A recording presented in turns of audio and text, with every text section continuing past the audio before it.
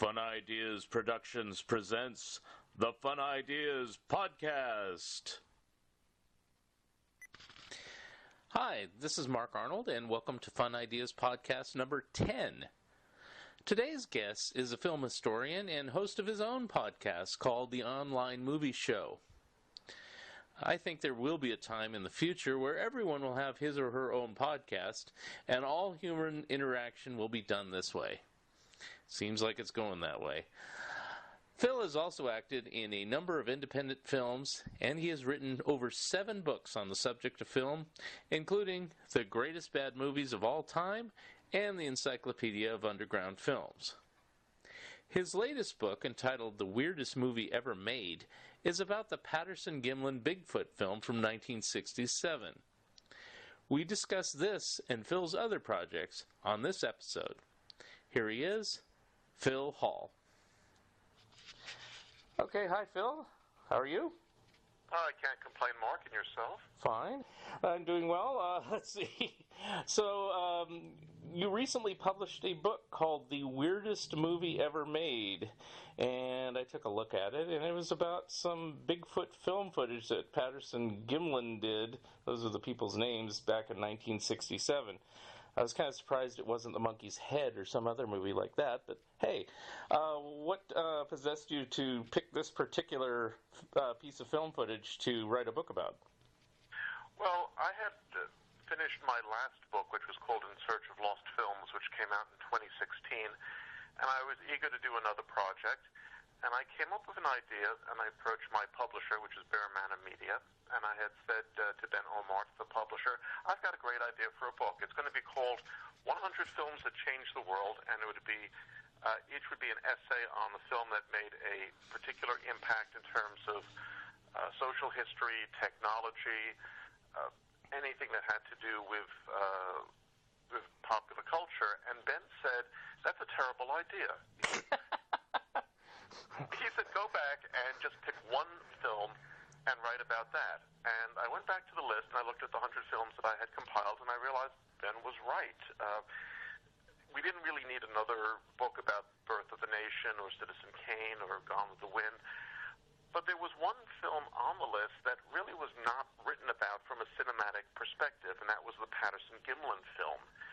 And there have been books about Bigfoot, whether it exists, whether it doesn't exist, but there hadn't been any book that looked at the Patterson Gimlin film in terms of the impact it made on the cinematic culture and the wider popular culture. Now, for the listeners who don't know what I'm talking about, the Patterson Gimlin film is that grainy, shaky 59 seconds of 16-millimeter footage that supposedly shows Bigfoot walking through the woods in California. And everything we know about Bigfoot and the whole Sasquatch phenomenon comes from those 59 seconds of film. Wow. And that's where the book came from. So there is no real discussion about Bigfoot prior to this film?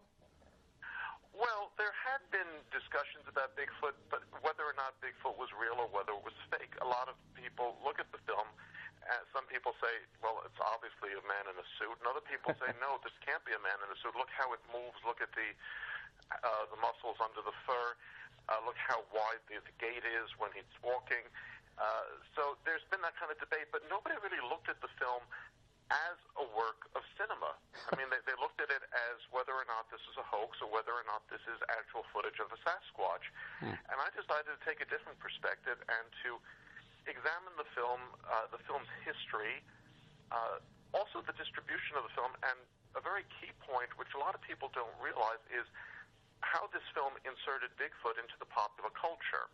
Right. Now, I was a kid in the 1970s, and back then you couldn't turn on the TV or open a magazine or even go to the movies without seeing something related to Bigfoot. And for people of my generation, Bigfoot was always there. But when writing the book, I realized there had to be a point when Bigfoot wasn't there and somehow got into the popular culture and then became commonplace. When exactly did that happen, and how did it happen? Yeah. And that was really the crux of the book.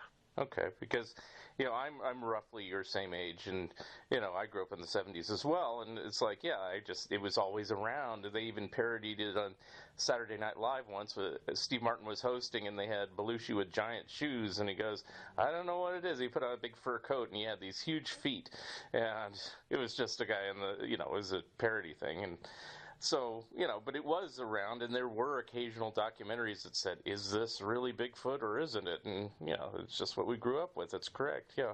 It's kind of like that In Search Of with Leonard Nimoy. Probably had an episode on it, if I remember correctly. Oh, yeah. That was actually in the first season. I think it was either the 5th or 6th episode of the series where they go in search of Bigfoot.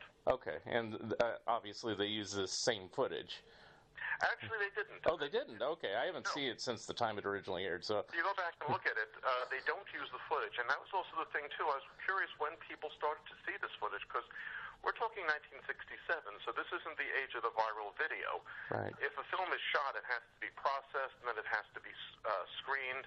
And how do you get in front of people? Because Roger Patterson and Bob Gimlin were not in the film industry. They lived in Washington State, and they were both former rodeo riders who did odd jobs all over the place.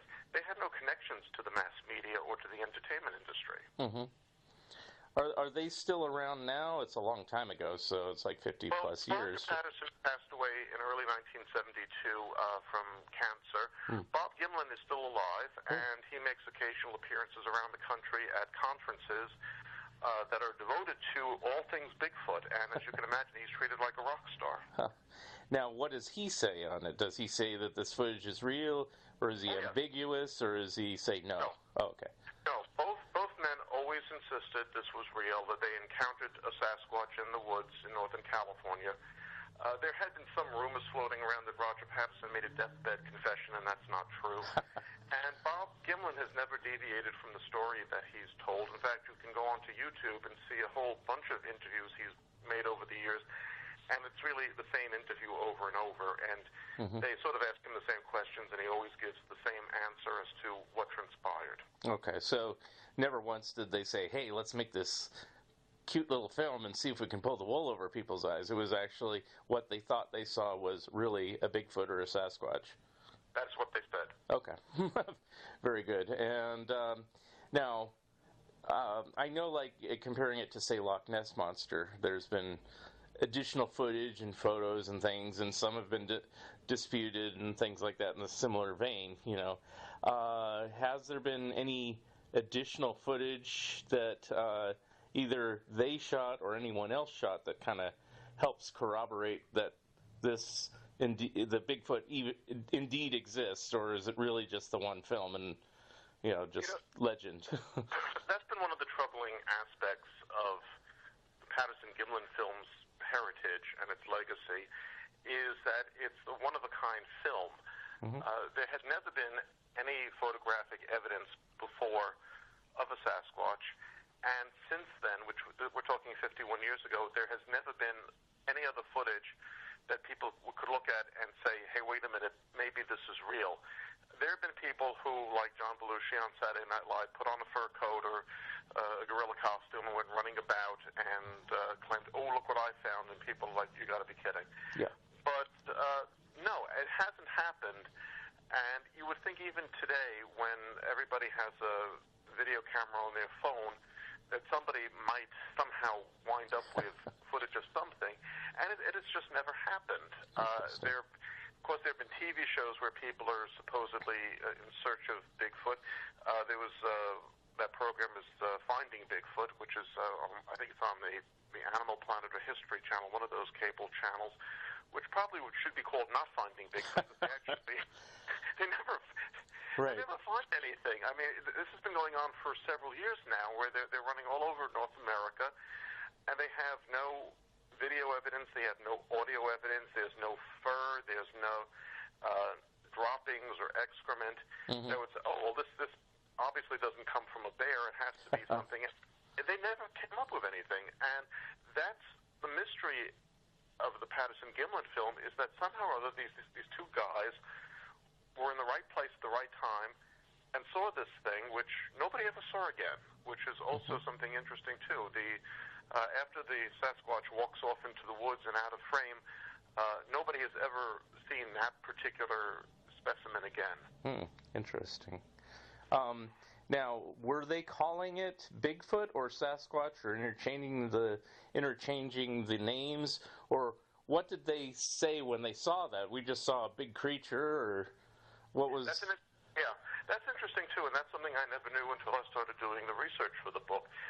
The term Sasquatch, which is loosely used to describe this type of a creature, derives from several Native American tribes, because the Sasquatch is a creature primarily exists in Native American folklore, and the Sasquatch is sort of an anglicized version of several Indian names.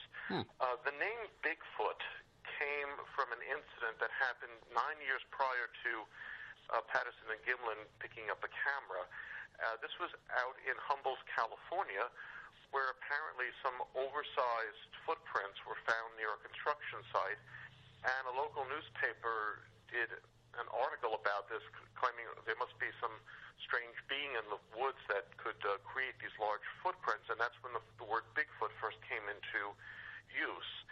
And that was one of the things that inspired Roger Patterson. He was really the more aggressive of the two, and he became obsessed with the whole concept of the Sasquatch, or what they used to call back then America's Abominable Snowman, because in the 50s and 60s, what we call the Yeti today in the Himalayas was routinely referred to as the Abominable Snowman. And there was only one problem with the discovery of those footprints in California. Many years later, the son of the person who discovered it admitted that his father created a hoax. So there was no Bigfoot in Humboldt, California, but that's where Roger Patterson got word in 1967 that there might be something in that area. So he and Bob Gimlin went down there with a camera to go looking for it, which itself is a hilarious story, because these guys felt they were going to make a documentary about this elusive creature, but they only had one camera with them. It was a silent 16-millimeter camera, and it was actually a stolen camera. Roger Patterson had leased it from a camera store in Yakima, Washington, and never returned it. So when he got back home, there was a warrant for him. Whoops. he had this stolen property, but they didn't have a backup camera. They didn't have sound. They didn't have lights. They figured they could just shoot in natural daylight. They didn't even have a still camera with them as well. And this is kind of really adventuresome that they're going out into the woods, because they weren't even in cars. They had to ride on horseback. They were that deep into the forest. Cars couldn't get in there. There were no roads.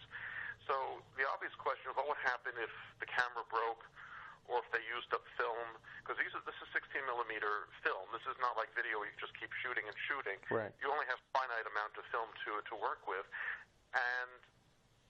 But somehow, with more enthusiasm and talent, they went out and figured, we're going to make a movie. Yeah, and this footage is the only thing they shot, or the only sighting they claim to have seen. They never saw a female, well, we're assuming it's a male, I should say, or other Sasquatches or Bigfoots or anything like that running around like as a family or tribe or something. No, and this is some of the confusion that a lot of people have when they think of Bigfoot. When you think of Bigfoot, you usually think of a male creature. Yeah. What the two guys saw in the woods, they believed was a female creature because it had floppy breasts. Oh. Either that or it was a man with bitch tits, but it was and that's why a lot of people refer to the Sasquatch by the name Patty, because it's assumed to be female. Got it. And this is also something which is interesting, too, when you consider Bigfoot's impact on popular culture, because when you look at all the Bigfoot movies that came out afterwards, whether it was when $6 Million Man Met Bigfoot, or Harry and the Hendersons, or all these countless cheapo Bigfoot films that have been made over the years, it's almost always a male. Right. And it's almost always a hostile male, many of which have a very strong interest in having sex with human females. Whereas in the Patterson-Gimlin film, it appears to be a female who is indifferent to the humans, in fact is walking away from them as opposed to attacking them, let alone have carnal knowledge. Right. Although there is an infamous Robert Crumb comic book story where there's a female Sasquatch, and, of course, relations happen, sexual relations and things like that. Excuse me. So, not everyone treats the character as a male, but yeah, I remember the $6 Million Man episodes as a kid, and I thought, wow, this is really silly. But I don't know, it's like I tend to not believe this type of stuff. At that time, at that age, probably 9, 10, 11, I was like, well, maybe, what's your take on it? Have you, you're doing it just for research, but do you have any feelings that any of this could be real at all, or totally fake, or what's your opinion? Yeah, it's funny because you mentioned back with the $6 Million Man. If you remember back in the 70s, there was a whole bunch of stuff similar to this, not just Bigfoot, but as you mentioned, the Loch Ness Monster. There was the Bermuda Triangle. There were a whole bunch of UFO sightings. Right. This is a wonderful time. I think Bigfoot could only have become part of the popular culture during the 70s. You're probably Patterson right. and Gimlin were trying in the late 60s to get people interested. And in 1968, there was just so much going on, and it was such a very tumultuous period that nobody really paid attention when the film was first shot and it was announced that they had this footage. It wasn't really until the 70s that people in that decade somehow had this funky vibe that they wanted to get into the paranormal and the cryptozoological and just something which was fringe science, and Bigfoot permeated the culture and stayed there since. My own opinion, it's funny to say, looking back in the 70s, I don't remember myself actually believing or disbelieving. I just thought it was kind of cool that there was this big furry thing walking around in the woods and nobody's been able to catch it. Yeah. Today, not being a kid, except maybe on the inside, I honestly don't know, and that's a cop-out answer, but it's an honest answer because I'd like to say, this is a hoax, and there are a lot of red flags surrounding the film, and certainly in its production and its processing, that make you pause to wonder whether or not Patterson and Gimlin were playing tricks on us. But when you look at the film itself, it doesn't look like something that was created by two rodeo riders from Washington State. If these guys were going to create a phony film, they obviously would get something that looked like a gorilla from a Bowery Boys movie and have it go wandering through it. Right. This doesn't look like that at all. Or hire Bob Burns to go out there. Yeah. This isn't Charlie Gilmore in a gorilla suit. There's something. Yeah. There's something odd going on here. Yeah. If it's a fake, it's the most elaborate hoax imaginable. But at the risk of being nasty to Roger Patterson's memory and to Bob Gimlin, who's obviously still with us, I don't think these guys are really that smart enough to have created something so elaborate. Interesting observation. Yeah. Now, how? I guess we kind of touched on this, but you said there was some time because it was shot in '67 and didn't really achieve any sort of notoriety until the 70s. How was it shown back then? Because it's not like you really show it on TV per se. You could, or put it in the movie theater since it's not, very long. So how was it initially shown, or how did people find out about it? Okay, no, this is an interesting story. So grab yourself a cup of something because it's going to take a little time to tell it. The guys came back from California to Washington State. The film was processed, and they wanted to get scientific approval that this indeed was genuine. So they took the film to the University of British Columbia in Vancouver, and they decided to go there for two reasons. One was geographic. They're in Washington State, which is just south of Vancouver. And two, in British Columbia, there was a greater awareness of the Sasquatch legend because of the Native American tribes from the province. So they took it to the university, and they showed it there, and the scientists who looked at it said, "You've got to be kidding." And they told them to leave. But they felt that they had something of genuine value. They went back to Yakima, Washington, where they lived, and TV station KIMA showed the film in the evening news, and that was the first time it was telecast. So this little station in Washington State has the honor of giving Bigfoot to the TV world. They got in touch with Life magazine, and Life magazine flew them to New York with the idea that maybe they would do an article about the film, but they wanted to, Life magazine, that is, wanted to make sure this is the real thing. So they got scientists from the American Museum of Natural History in the Bronx Zoo to look at the film, and they did. And the scientists said, "You've got to be kidding." And Life magazine wasn't interested. But there was a guy named Ivan Sanderson who was writing for Argosy magazine, which was not as prestigious as Life magazine, but he was into cryptozoology, and he believed in the film, and he managed to get the editors and the publishers of this magazine to do a story. And so in February 1968, that was the first time people saw pictures from the Patterson Gimlin film. We have that famous picture of Bigfoot pivoting back to look at the camera, and its arms are spread out very wide, and it has that sort of, it's a fuzzy picture, but it looks like there was a scowling face looking back at the camera. That's when people first saw that film. And so that was published, and people mostly forgot about it afterwards because Argosy wasn't really that popular a magazine. And there was a good chance that the film and the whole Bigfoot story would have disappeared when the most remarkable thing happened. Roger Patterson received a phone call from the BBC. And how they heard about it, I don't know. Probably from press coverage that came out of Canada, because when they were in Vancouver, they did several interviews, including one with the Associated Press. And BBC wanted to show this footage on British television. But BBC was running on a very low budget, and they couldn't afford to pay the licensing fee that Roger Patterson wanted.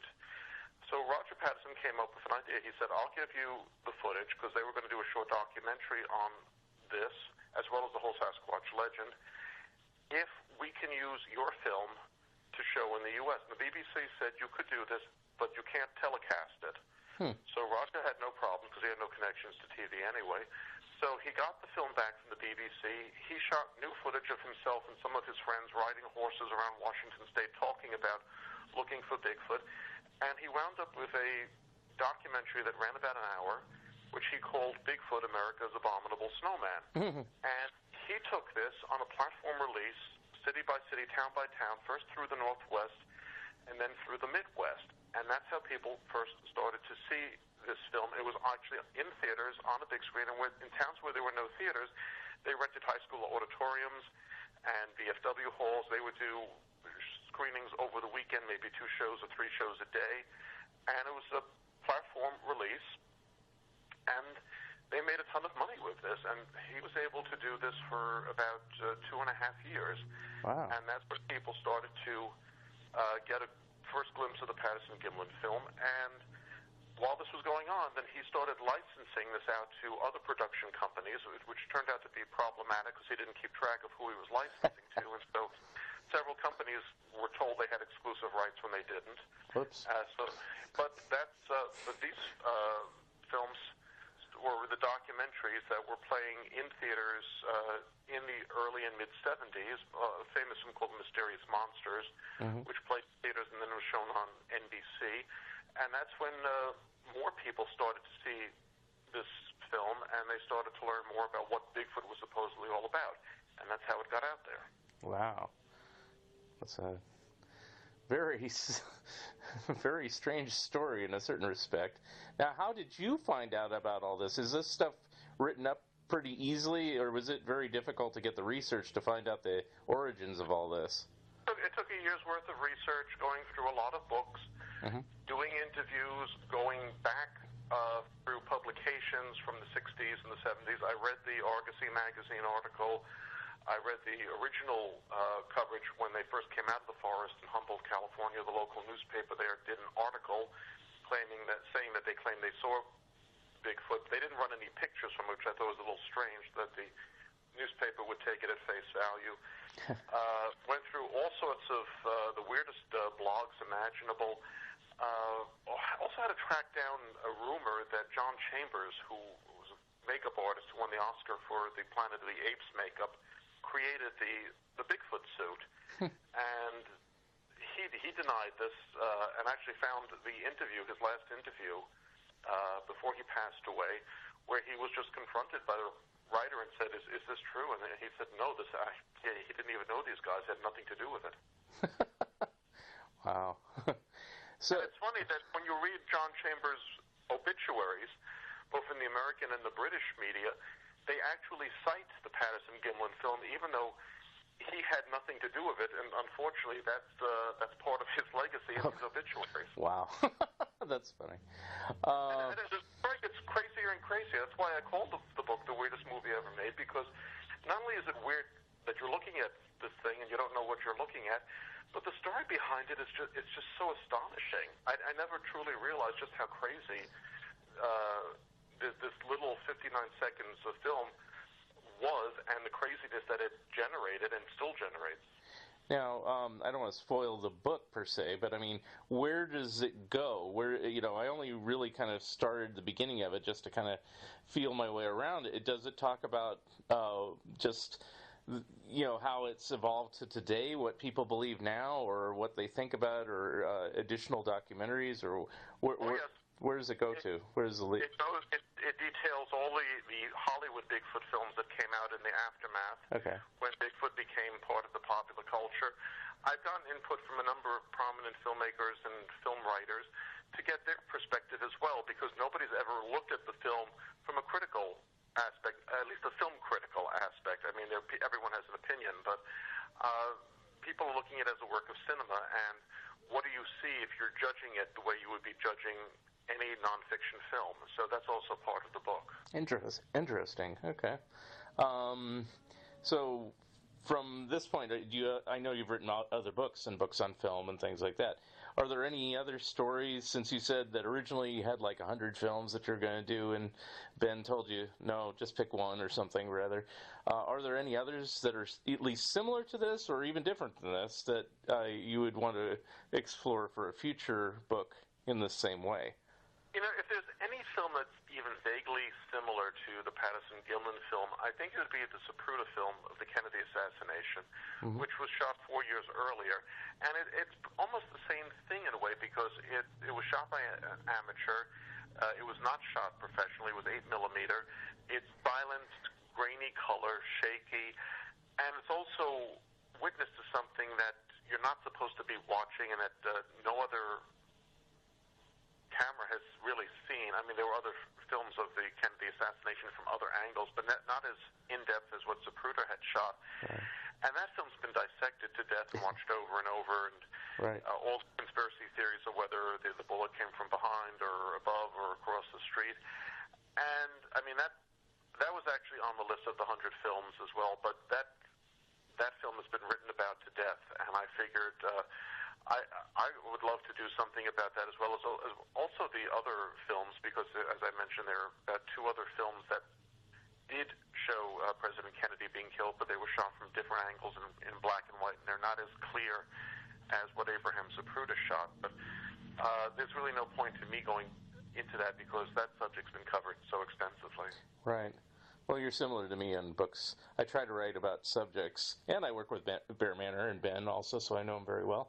I try to write about subjects that most people haven't written about, figuring, well, if there's 10 other books, what will I bring to the table other than rewriting what's already written? Kind of. That's how I feel. I don't know if that's how you feel about it, but... It is a challenge as a writer, because you don't want to do the same thing everybody's doing. Mm-hmm. One of the things I've been doing for about 15 years now, it's a weekly column called the Bootleg Files. It began on Film Threat. It's now on Cinema Crazed. Mm-hmm. And this looks at old-time films and TV productions as well, including some contemporary stuff where applicable. But the catch is that the only way you can see these productions through unauthorized copies, whether they're bootleg videos or DVDs or unauthorized postings on YouTube. Mm-hmm. And so it's film appreciation and film history, but it also takes into consideration how these films sort of fell through the cracks, because you just can't order them from Criterion or Kino Lorber or right. any label, because for one reason or another, their copyrights and the rights issues behind it are in limbo. In some cases, films fell into the public domain, so you really can't get a good look at what the film is, because they've been duped to death over the years. And this has been going on for 15 years, and I'm writing about old films. A lot of folks write about old films, but I'm taking it from a very different angle. And when I started that back in 2003, I had put together a list of 25 films for the first bunch of columns, and I couldn't imagine that I'd be able to get more after that, and here it is 15 years later. Well, let's back up a bit. Usually I start interviews with people just, and I'll ask the question now. So tell us a little bit about yourself and how you got interested in films. I mean, what sparked it when you were a kid? Well, everybody loves movies, and I was no different from that. And being a kid in the 70s, I mean, there were all these great films that were on television. This was the pre-cable days, so the local TV channels played old movies. I grew up in New York City, so we had not only the three major networks as well as a very good PBS station, but we also had three independent TV channels on the dial, and they all showed the old movies, and I loved them as a kid. And as I grew older, I realized, I'm not the only one who loves movies. Everybody loves movies. I wonder how you can make a living off of that love, and the easiest way to do that was to write about movies. Mm-hmm. And I've been writing about movies since I was in college. I went to Pace University, and I was a film critic for my college newspaper for the 4 years I was there, and branched out into professional writing about films. I've been doing that for a long time. I've written for the New York Daily News, New York Times, Wired Magazine, and I've also worked in other aspects of the film world. I've been a film publicist for 10 years. I had my own public relations agency. I've worked in film distribution, helped get films into theaters and onto DVD. And I've also been fortunate enough to be a film actor. I've been in about 20 movies. Oh, wow, okay. Yeah, usually no-budget horror films. Yeah. I play a creepy villain who gets badly killed at the end. Okay. Because I only saw 3. I was looking at little bios, and I don't even know if I've seen these, much less heard of them. Bikini Bloodbath, Mark of the Beast, and Monochromia. Sorry, I said that wrong. Monochromia. Yeah, that's... Those are Are those like the most well-known of these 20? No, those are the ones that I included in my biography. I don't know how well-known they are, but a lot of these films are really under the radar. Some of the films have won awards. I actually got an award for Best Supporting Actor at the B-Movie Film Festival in 2008 for Bikini Bloodbath Car Wash. And it was a tight competition. I saw the other films in the category, and it was very generous of them to give me the award for that. Mm-hmm. But I've also been in documentaries as well, talking about film history, which is a bit more challenging. I mean, it's fun to just put on a funny voice or funny costumes and pretend to be somebody else, but to be yourself on camera can be a little bit uncomfortable. But I've enjoyed being in films. I was in Finding Kukan, which just came out on DVD by Robin Lung, and that was about the search for a long-lost Oscar-winning documentary called Kukan and the history behind that. And I was in a film that was shown on TV in Wales called White Christmas in Dodellen. I actually inspired the film because one of the Bootleg Files columns I wrote was about a short film made in 1962 based on Dylan Thomas's Child's Christmas in Wales. And Welsh filmmakers saw the column, and they had never heard of the film, and they came to the U.S. to track it down and also to track down the filmmaker who was still alive, Marvin Lickner. So they interviewed me for the film, and that was shown over in the U.K. Unfortunately, it has not been shown in the U.S., and I'm not aware of it being online. I'd love to share it because it's a lovely film. Now, as far as acting goes, did you have any formal training or anything like that? Or No, I didn't. And that's funny because, but I was a filmmaker. I was a film critic for many, many years. So I really spent all this time watching great acting and sort of figured out how to do it. And it's sort of like learning cooking by watching your mother or your grandmother at the stove. It's like, oh, that's how it's done. And somehow or other, I got the hang of it. And directors think I'm pretty good because I've been asked back over and over to do films. And it's been a lot of fun to do that. I've done different accents, different types of characters. Playing my favorite character was I was an ex-Marine transvestite hitman in a movie called London's Betty, and actually that wasn't in the script. The script I was supposed to be a Russian hitman, but one thing I can't do very well is a Russian accent. So I asked the director, Tom Seymour, if I could do this character, and I actually wrote some dialogue for him to see what it was, and he thought it was funny, and I got myself into the film in drag. Actually, at the end of the film there's a wedding sequence, and I'm the maid of honor, and so I showed up set, and the costume person said, "What size dress do you wear?" And I said, "I have absolutely no idea." So they got me this nice strapless dress, which was a little too tight on me, so I had to just inhale very, very deeply when the camera was rolling. And it was a lot of fun to do. Now, all these films kind of have like a pseudo-horror or just gratuitous horror film. Is that what you tend to like to either act in and or write about, or is it just kind of what you kind of fell into? Well, I don't really write about horror that frequently, unless it's maybe classic horror films. I'm not a big fan of contemporary horror films, strangely enough. I get cast in horrors, and also a lot of horror comedy too. That's just those are the low-budget films that are being made. I mean, I would love to do serious French art films or something Shakespearean, but those films aren't being made by no-budget filmmakers.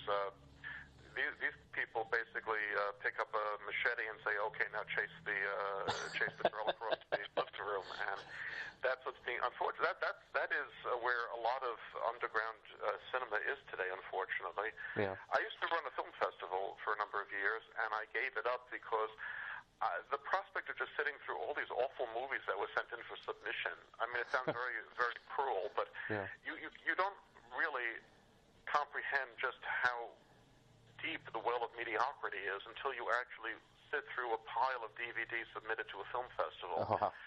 And it's just, I couldn't take it anymore. It was just, I felt bad because, as I said earlier with Patterson and Gimlin, I mean, they bring more enthusiasm and talent to the proceedings, and those guys really were a bunch of goofballs, but a lot of people today really take themselves seriously and want to make something that will be seen and make money off of it and have careers going, and it's just, particularly in low-budget horror, it's just, oh God, you don't know how bad can be until you listen to some of these films. Now, this is the New England Underground Film Festival. That's correct. Yeah. Okay, so you don't do that anymore. No, I stopped doing it. I couldn't take it. Does the festival continue, or you? No, it's continued. I was the festival. I was the programmer, the publicist, the host, the producer, and it also took up a lot of my time as well, and the quality just wasn't there, and I also felt it wasn't fair to people who were paying money to go to a festival.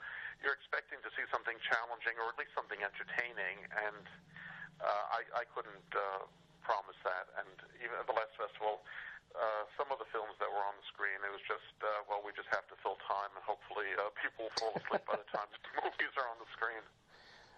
Okay. Yeah. Well, now going back to your interests when you started writing or at least viewing films, so I've listened to a number of your online movie shows, and you kind of go all over the map. So, I mean, you've covered Benny Hill, you've covered Mae West, you've covered Bette Davis, any number of films. So, I mean, I guess, judging from that, you're mostly interested in classic films, but that's not necessarily the case, too. When you were younger and it was just whatever was on TV, what were you most attracted to? What genre typically then? We just should clarify for people listening. I also have a podcast called The Online Movie Show, which you just referred to, and that's where we're talking about Benny Hill and Bette Davis and whatnot. But back when I was a kid, I watched anything that was on TV. I was introduced to silent movies, Charlie Chaplin and Buster Keaton and Harry Langdon, and I couldn't believe what I was watching. This was like live-action cartoons. I loved cartoons, but this stuff was even crazier. I liked the classic comedies, the Marx Brothers and Abbott and Costello, Laurel and Hardy. I saw my first foreign language film when I was 10 years old on the local PBS station in New York, and that was Cocteau's Beauty and the Beast. Oh, wow. And I didn't have any problems with the subtitles, and it was that's a great film to introduce kids to for foreign films. And it's such very different from Disney. Obviously, the Disney version didn't come till many years later, but it wasn't like any American fairy tale film either. It had this beautiful, dreamy, eerie quality to it, and so I got into that. And also, I was lucky because back in the 70s, there were a lot of great films playing in the theaters, and my mother would generously take me to it seemed like almost every weekend, and not only classic stuff that was on the screen, but also crazy stuff like Airport 1975. And if you remember, I saw that at the UA Capri in the Bronx, and even as a 10-year-old back then, watching that is like there's something wrong with this movie.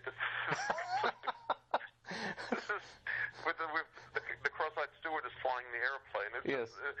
But something stuff like that doesn't get made anymore, and I feel bad for a lot of kids today because, granted, I mean, I'm sure they're having fun watching Black Panther and Spider-Man 57 or whatever's in the theater. But I got to see stuff like Murder on the Orient Express in the theater. I got to see great comedy films like What's Up, Doc? To see that, I saw Dog Day Afternoon with Al Pacino when I was 10 years old. This stuff was first run. It was on the big screen, and that type of stuff isn't being made anymore. And right. Kids can't get to see that in the theater, and a lot of kids, unfortunately, don't even know these films exist unless maybe if their family has TCM on the cable lineup, and if fewer and fewer people are watching cable anymore. So a lot of these titles are lost to them. Yeah, it seems like if any kid today has seen any movie from the 70s, it's probably Star Wars or something like that. And, not even Jaws or anything like that. I'm just trying to think of big films from the 70s. Probably not The Godfather anymore, which is really a shame, things like that. It sounds like, though, you were interested in all genres, all types, new, old, whatever it was. You just had an intense love of all cinema. Is that correct? That is correct. In fact, I had programmed an earlier festival in New York City. It was at the Two Booths Den of Sin. Sin is spelled C-I-N, short for cinema. And we would show retro films, and it would be every week we'd have a different film. It would basically be grouped in 2 months. It would be the Den of whatever, Den of Comedy, Den of Horror. And 1 month it was, I decided, well, let's get some vintage X-rated films and see what kind of an audience we get. And I had gotten Deep Throat and Debbie Does Dallas and Emmanuel, and was showing, and I was sold out, and it was very funny. Wow. I remember I introduced Debbie Does Dallas, and it was a standing room. They were all the seats were taken. People were standing in the back of the space. It was a cafe that was converted into a video lounge.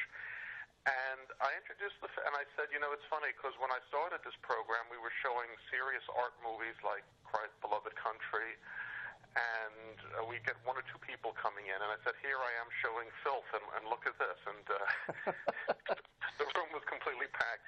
But it was funny to see these old films because they're like Patterson, Gimlin. They're part of the culture. Granted, it's a wilder and woollier part of the culture, but it's there. And obviously, I don't recommend kids under the age of 18 watching pornography, but for anybody who doesn't mind clothing-free cinema, if you don't look back to Linda Lovelace and that bunch from the 70s, you're really missing a lot because those films are really very entertaining. Yeah.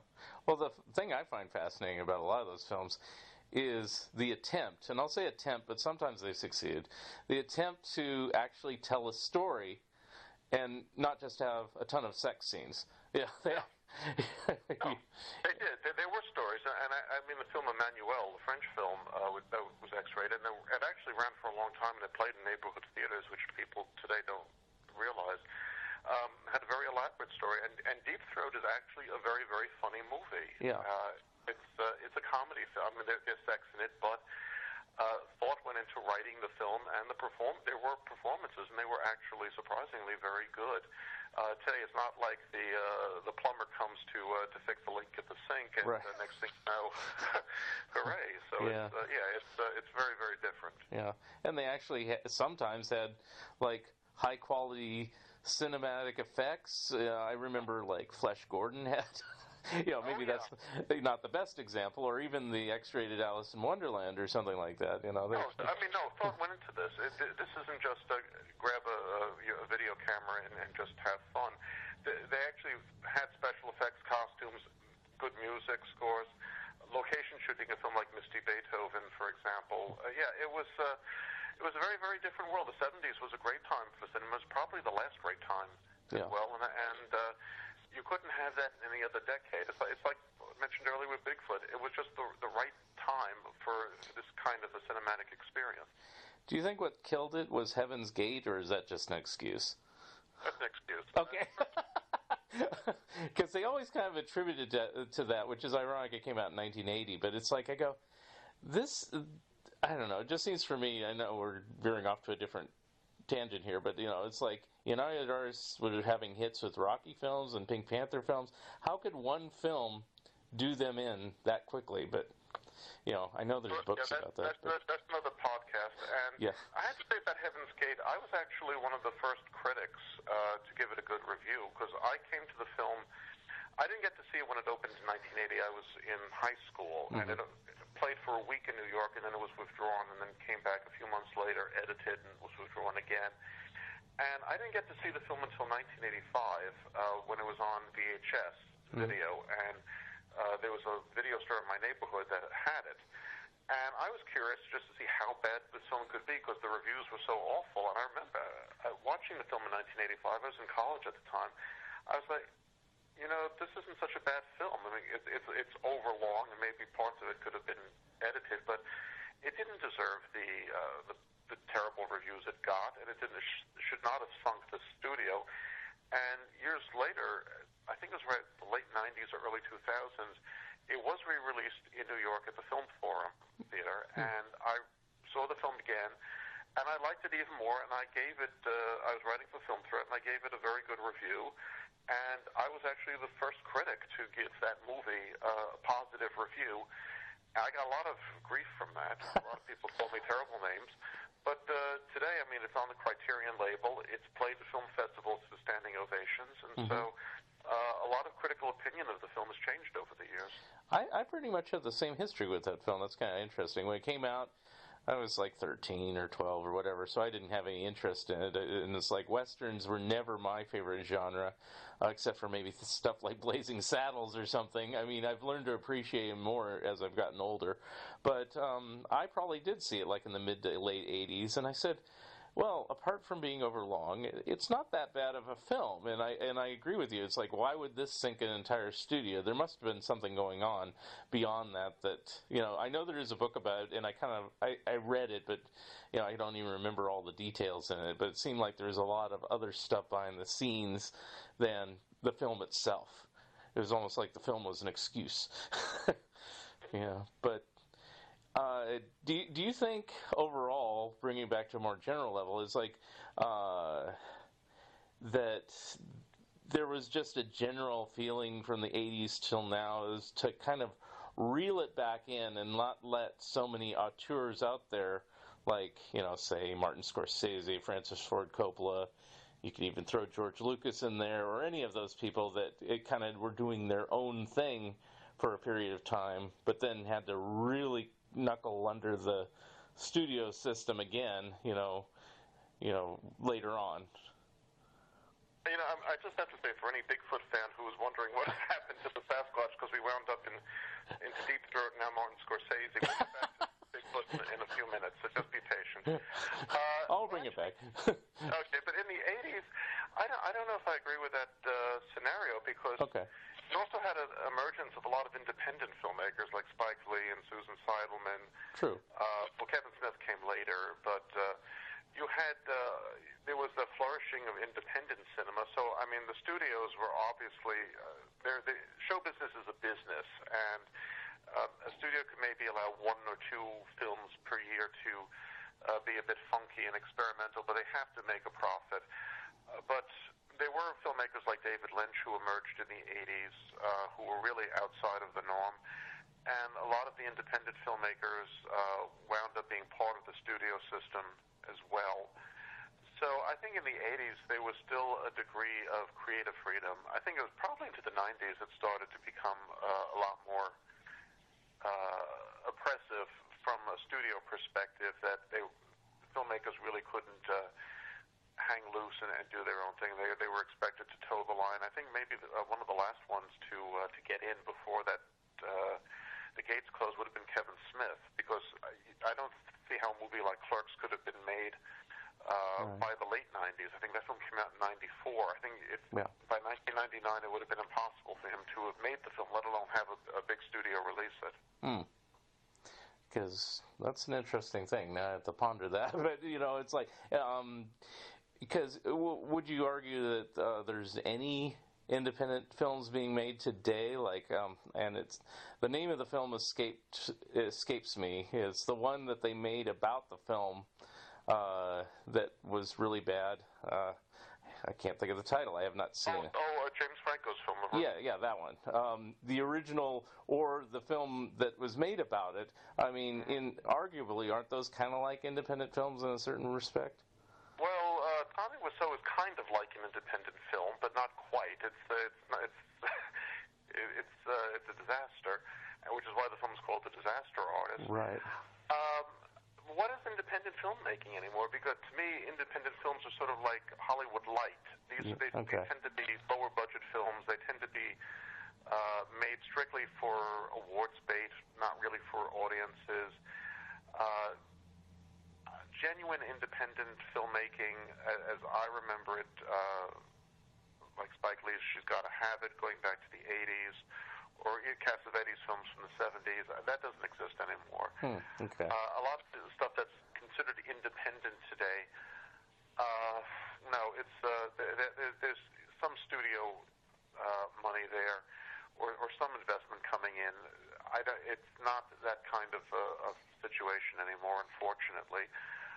Tommy Wiseau, and that was just really a fluke.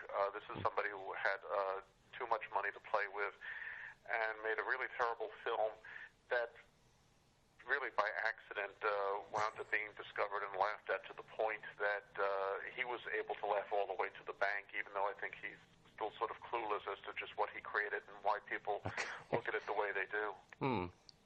Honestly, I'll be honest, Frank, I never really understood the appeal of the movie. I saw the film once. Yeah. I laughed. I mean, it's ridiculous.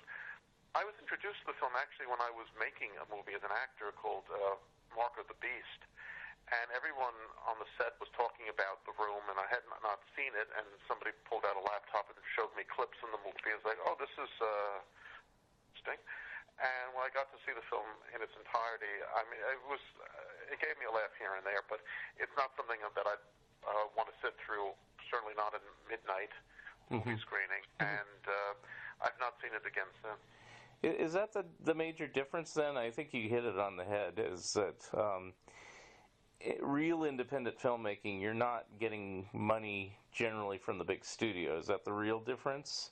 That's the difference. That's why it's called independent, because you're not part of the studio system. I mean, Wiseau, to his credit, was an independent filmmaker. He was an independent artist. I wouldn't even call him an artist. Okay. He was independent. Let's just leave it at that. Okay, because I was thinking, wouldn't somebody like, say, Wes Anderson be independent, but they're getting money from the studio, so I guess that negates that. But, I mean, they're kind of doing their own thing. So, they're not trying to follow prescribed Hollywood CGI blow-em-up superhero films or whatever, There are maybe a handful of directors who are able to create their own projects and call the shots for it, but they're few and far between. You could really count them on your fingers. So that wouldn't be the same type of independence. Okay, no, got it. Okay, now I understand. Maybe if you go back to Bottle Rocket, you would say that with Wes Anderson, but not the stuff he's doing today. Right, okay. And, same thing with Spike Lee, not the stuff he's doing today or any of the others. So got it, okay. So, that makes sense. Before I go back to your current book, I wanted to kind of touch on the other books you've written a little bit. I could just rattle them off if you have, a little bit to say about it. Was your first book in the Encyclopedia of Underground Films? Yeah, that's right, the Encyclopedia of Underground Movies. That was back in what was that? It was 2004. It says 2004, yeah. Michael Bay Productions. It's funny, that was not supposed to be the original title. It was supposed to be called Never Coming to a Theater Near You, because it was about underground movies. But as luck would have it, Kenneth Turan of the LA Times had a book by the same title coming out at the same time. Oh, wow. And rather than fight for the title, the publisher gave me the title Encyclopedia of Underground Movies, which is not entirely correct because it's not an encyclopedia, but that got me started. And was there, I believe I've seen that film, that book, but what type of films are covered in that book? Oh, those were underground films that were being made in the early 2000s. Okay. And this was stuff, indeed, that weren't playing in theaters, and it wasn't on a video label. But I was working for Film Thread at the time, and I had the good fortune to see these films on screen as they were sent to me, and I was able to write about them, and it was able to give attention to filmmakers like Antro Ali and Jimmy Traynor and Michael Legge, who were not well known to the wider public, but for aficionados of underground movies, they knew who they were and were able to appreciate those films. Okay. And that was one of the questions I was going to have. You mentioned Film Threat. I used to read that magazine. I love that magazine. And I'm sure I read your stuff from it back then. Was that like... Oh, no, I was never in the magazine. You were never in the magazine. Oh, I'm sorry. Okay. Apologize. But you were on the website then? Is that what it was? I was on the website from 2000 to 2015. Okay. So what you wrote for the website, that was kind of the basis for this film then? I mean, this book? I'm sorry. Yeah, that's correct. Actually, Chris Gore, who's the publisher of Film Threat, was supposed to do the book, but he didn't have time to do it, so he basically outsourced it to me, and that got me into book publishing. Wow. Okay, very cool. Then the next book you have is Independent Film Distribution. Sounds like that's pretty straightforward, just how the process works. Is that correct? That's correct. It's how to get your film seen in the festival circuit, how to put together a press kit, how to hire a publicist, different avenues for releasing films. It was a wonderful book, I have to say. It was one of my favorite of the books that I wrote. Unfortunately, the book is very, very badly dated. It came out in 2006, and the world has changed since then. This was just really the dawning of the social media age. I mean, there was a section about using MySpace to promote your film. That's how long ago it was. And selling films on eBay, selling actually VHS videos on eBay. So it was a wonderful book, but it's of no practical value today. I could go back and update it, but it's just... I really don't like to go back to my old work. I would just as soon leave it as a relic of a distant past. Interesting, yeah. Then you wrote History of Independent Cinema? That's correct. Okay. And that, as the title self-explanatory, this is all about independent cinema from the silent era to today. Okay, and it kind of explains what we just talked about, where we don't really have that much independent cinema. So probably the majority of your film covers what era? I mean, I keep saying film. Yeah. The book is everything from Edison to today. So it's entire history. That's why it's called the History of Independent Cinema. Okay, but was there a larger part like during the 70s and 80s, or was it just you're just equally covering everything? Maybe the 30s and 40s, I would think. But not, interesting. Yeah, because that was a real flourishing era. People don't realize that, but there was a lot of great independent films being made then. Okay. And then the next one I said, the greatest bad movies of all time. And I know you have put links to some really weird, bizarre little films you found. You know, some things that I don't know if you even are authorized to release or anything like that. Did some of that get into that book? Some of that, yeah, some of it came from the Bootleg Files. Yeah, Bootleg Files, that's what I was trying to think of. And other stuff is rather well known, like Plan 9 from Outer Space, obviously, and Manos, The Hands of Fate.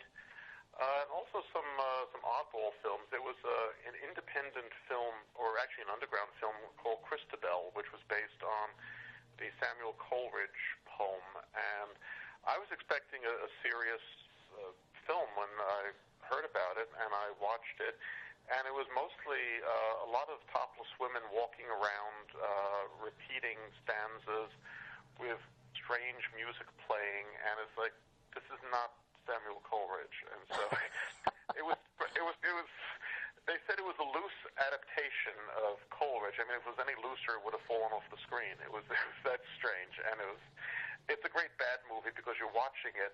It fills you with wonder. You wonder, why did this thing get made, and who authorized putting money into it?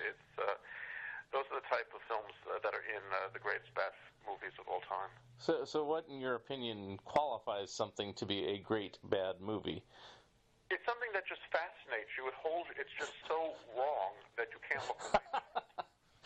Not so much as a train wreck, but it's just everything about it in terms of the emotional aspects that these films generate. It's like you're really shocked that something like this could have been created. One of my favorite all-time bad movies was something called All This in World War II. Oh. I don't know if you've ever seen this. Yes, I have.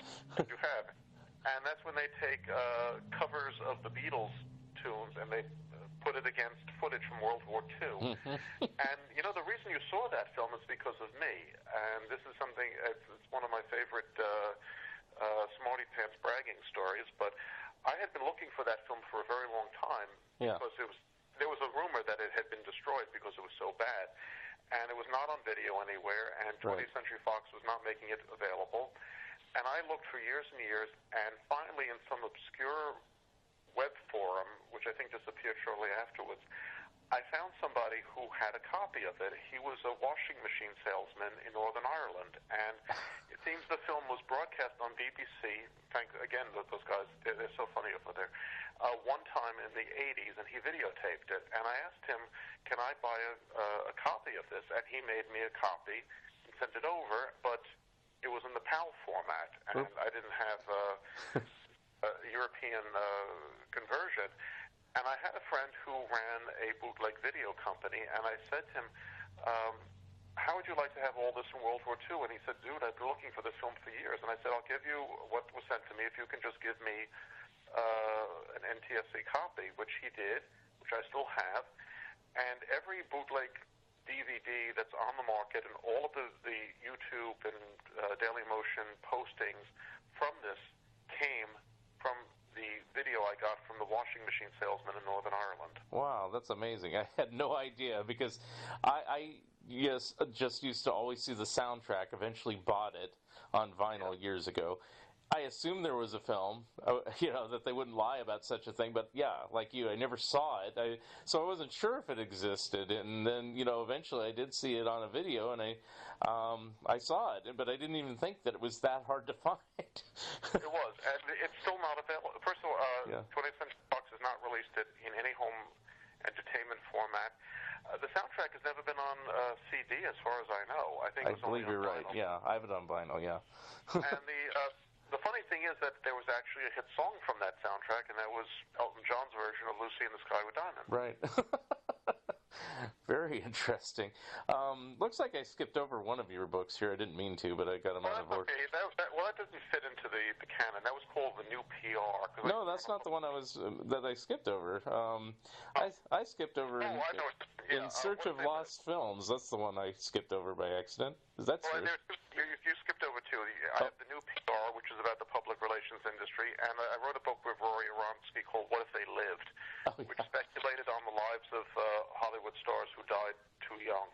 But also, the last book I did was In Search of Lost Films, which came out 2 years ago, and that was a labor of love. That was all about films that don't exist anymore. There are no prints of these films, or there are only fragments of them. And it was a very sad book to write. Actually, it went way over schedule because it was very depressing to just write about stuff that has been destroyed or lost over the years. So I assume it has, like, London After Midnight. Midnight, yep. And Rogue Song, do you have that in there? Rogue Song, definitely. Oh, That's in there as well. Also, the first Marx Brothers movie, Humor Risk, is in there. But I also realized, there are, around the world, it's not just American films. There were actually movies from Asia, Latin America, the Middle East that have disappeared. And this is actually films that were part of national heritages. And it's not just silent movies either. Even as late as the 1970s, when the Khmer Rouge came into Cambodia, they destroyed most of the Cambodian films that were made during the 60s and 70s. And so there's no trace of these films existing anywhere in the world. Now, what do you think, just briefly, like the new Orson Welles film that really wasn't completed? Would that have qualified as a lost film? No, it wasn't. Okay. Well, it wasn't lost. It did exist. It was unfinished. It was not released because of legal problems that had persisted for 4 decades. It wouldn't have made it into the book. There were what's in the book, though, is Moby Dick Rehearsed, which he shot in London in the mid-50s and did not finish. And there's no print of that as well. There are actually no photos from the movie either, so we have no clue what it looked like. Oh, wow.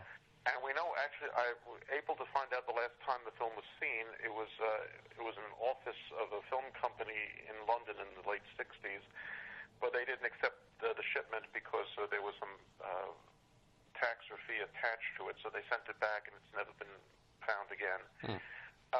But there was also Orson Welles' Too Much Johnson, which was the movie he made before Citizen Kane. It was in 1938. It was supposed to be part of a stage show. It was a multimedia experiment, and that film was unfinished. He didn't use it on stage, and the film was supposedly destroyed in a fire at his home in Spain. But lo and behold, it wound up many years later re-emerging at a warehouse in Italy, and it's been pieced together, and you could actually see it online. So that's in the book. Okay. Do you cover things that actually have been kind of recreated, like the original version of the Gold Rush and things like that, or not really? No, that's not a lost film. Okay. And, I mean, if you're talking about the 1942 re-release of the Gold Rush... No, the 25 original that they had to kind of... the 25's still there. I mean, no, it's not lost, so I didn't... okay, so I was just curious. And then something that officially hasn't been released, I know everybody's talked about The Day the Clown Cried. Is that considered a lost film or just not a released film? No, it's not a lost film. It's not released. It's, the footage exists. Just understand the definition, so yeah. Yeah. No, it's lost means that you can't. It's just not there. Period. No print anywhere. The Day the Clown Cried. The footage does exist. Right. It's because of legal problems, it can't be shown. Right. Okay. So, bringing it back full circle, you know, your current book is The Weirdest Movie Ever Made. I guess tell people how you can get copies of this or any of your other books. And well, the easiest way to get copies of my books is to go to the online sites, go to Amazon. BarnesandNoble.com has my books. My publisher is Bear Manor Media. They have my last 4 books, so you could do a search by my name. If any of your listeners are living in England, W.H. Smith, for their online site, you can get The Weirdest Movie Ever Made over there, which is kind of interesting. And because if it wasn't for BBC, we wouldn't be having this conversation. And if you want to follow me, I'm on Facebook, facebook.com/Phil Hall, which is easy enough, and feel free to send me a message. And do you have any further books or movies or anything else in the works at this time? Yes, I do.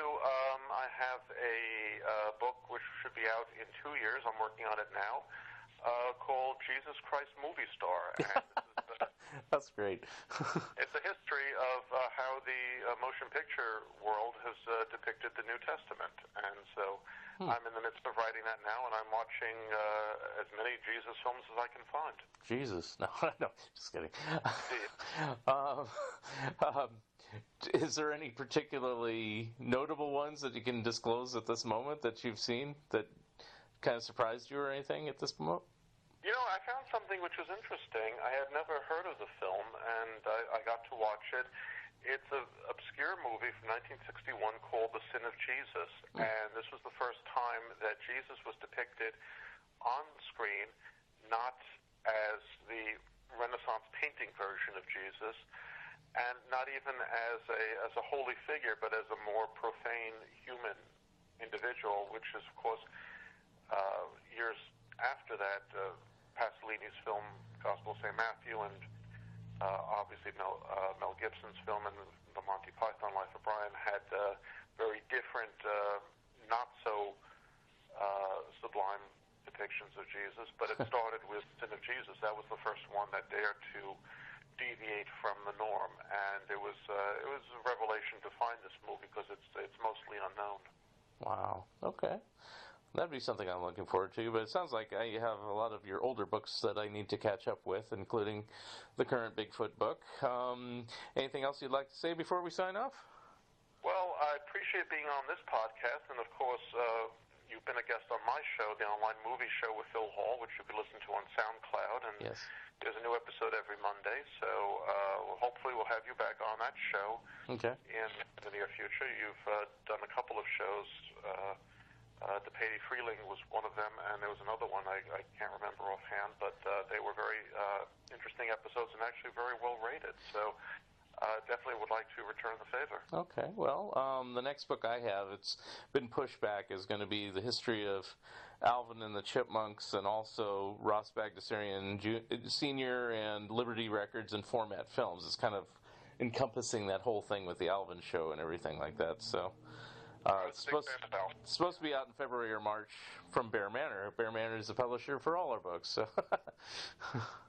it's a great company. They have a lot of good books, a lot of good film books as well. Yes. So, by all means, people should check that out. Okay. And yes, and I'll give a plug for their website. It's www.bearmanormedia.com.